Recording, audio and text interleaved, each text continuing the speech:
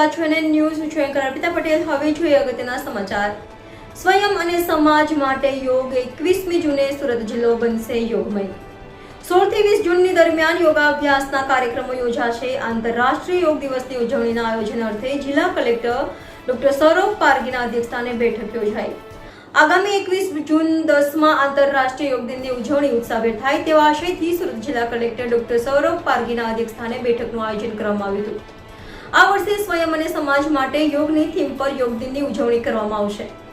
21 જૂનને વિશ્વ કક્ષાએ આંતરરાષ્ટ્રીય યોગ દિવસ તરીકે ઉજવવામાં આવે છે, ત્યારે જિલ્લા કલેક્ટરશ્રીએ યોગ દિનની ઉજવણી શહેર અને જિલ્લા કક્ષાએ આઇકોનિક પ્રોગ્રામનું આયોજન થાય તે દિશામાં કાર્ય કરવાનો અનુરોધ કર્યો હતો.